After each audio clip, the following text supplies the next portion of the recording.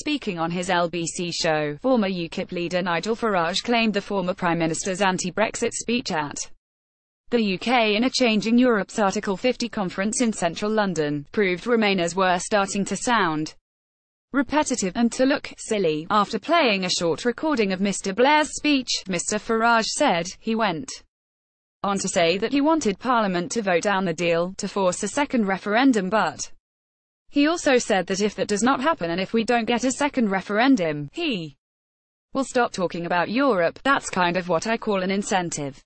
That's my view. I spoke at that conference later on in the afternoon, and I've been around TV studios on Good Morning Britain debating with Lord Adonis, and I was one of those people who 4 or 5 months ago I was really concerned. I could see a never-ending string of Remainers going to Brussels, meeting Mr Barnier. I could see through the newsfeed every week that the Remain campaign was highly organised. They even started their own newspaper last year.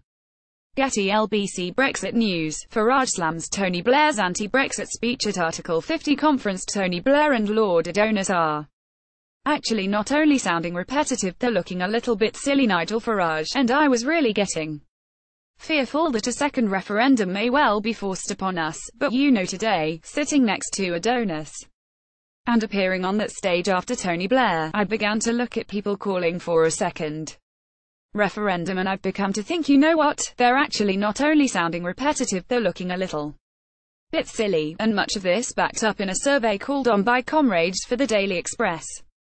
Published today, 68% of Britons think that those who voted against quitting the EU should respect the majority view. Remarkably, 38% of people who voted Remain in 2016 referendum now agree the Leave vote should be respected, and 68% support the government getting on and delivering Brexit. So we're nearing 70% of the country which thinks that we should get on and deliver Brexit. At the conference, the former Prime Minister argued that Theresa May is trying to avoid spelling out the detail of her plans.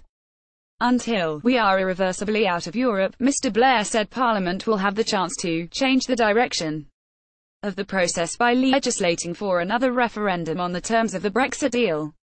The ex-PM added, "People say that there will be disillusion if Brexit doesn't happen. Personally, I doubt this if it is the result of a fresh say on the final deal, but even if true, the bigger disillusion will be when those who voted for Brexit because they feared the future shaped by free market globalization, realize they are now conscripts in an adventure to embrace it more fully. This is the awesome responsibility which now rests with Parliament." Mr Blair also said there was a dilemma about whether the UK would continue to have a close relationship with the EU, or whether there would be a more abrupt departure. He said that decision could change the whole nature of the debate. If you solve the dilemma in favour of staying close to Europe, you're going to disappoint the Brexit people, and if you go to the other side and end up with a clean break, then you're going to do significant damage, and business is going to be saying that. He said, at a certain point, they're going to have to resolve it.